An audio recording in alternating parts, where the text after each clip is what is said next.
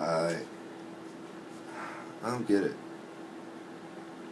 Why would you spend, $4,000 on a graphics card? It it just doesn't make any sense to me.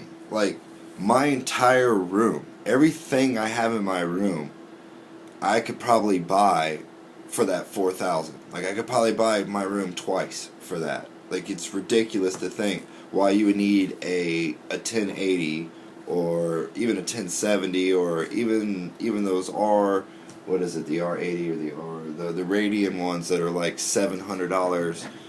I mean, I can't grasp that concept. So, like, most of my graphics cards are, $250, $300 range. Like, that's a good, fair price. I mean, most people that, can afford a $4,000 graphics card can also afford the $800 monitor to be able to push those 144 hertz and to push higher frames than 60.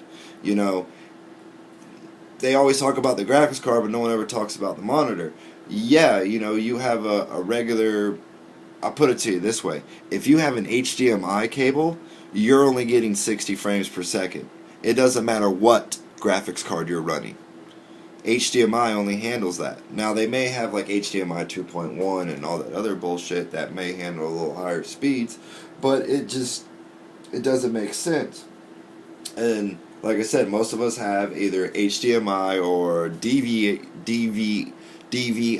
or VGA or something like that, and it just wouldn't make sense to have that type of graphics card with those type of connections. You would have to run a DisplayPort or a Thunderbolt or something like that. I mean, I could probably buy like 100 computers off of Craigslist with that $4,000 easily, and then flip all those computers and make double that money easily, and then maybe I could afford a $4,000 graphics card. But like the one that's in my Ryzen build, this one right here, is going to be probably a 1050 Ti, or I might spring for the Radeon side because my monitors are G-Sync or FreeSync. I always get them too confused. Anyway, it's FreeSync. No. I have AMD. I don't know. Like I said, I get them confused, but if you know what I'm talking about, you understand the difference between G-Sync and FreeSync. One's AMD, one's kind of an Intel kind of deal, whatever. But everything with the monitors is good. Let me see what this one says. I mean, this one right here even has DisplayPort. It has a flicker-free, low MEI, multimedia. I don't know. I'm getting all distracted from the original point of this whole video. But the whole point of it is I don't get why you want to buy a $4,000 graphics card. You could do so much more. Like, you could do so much more with that kind of money.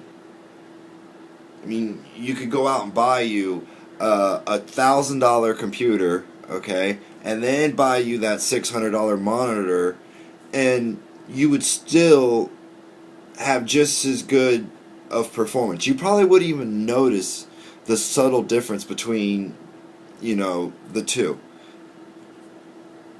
I don't know. But most of these guys, like Jay's 2 Cents and Linus and some of them guys, those cards are given to them. And there are in some cases where they do have to buy the cards, but they got a good income coming in, and they can afford that. And they're probably getting a really good deal, better than what I can get on Newegg or Amazon or anywhere like that. So, for me to try to compete with that, it doesn't make no sense.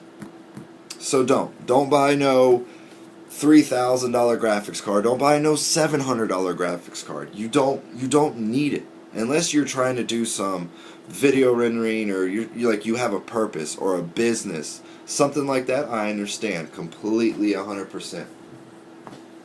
Alright, I guess that's all I gotta say about $4,000 graphics cards.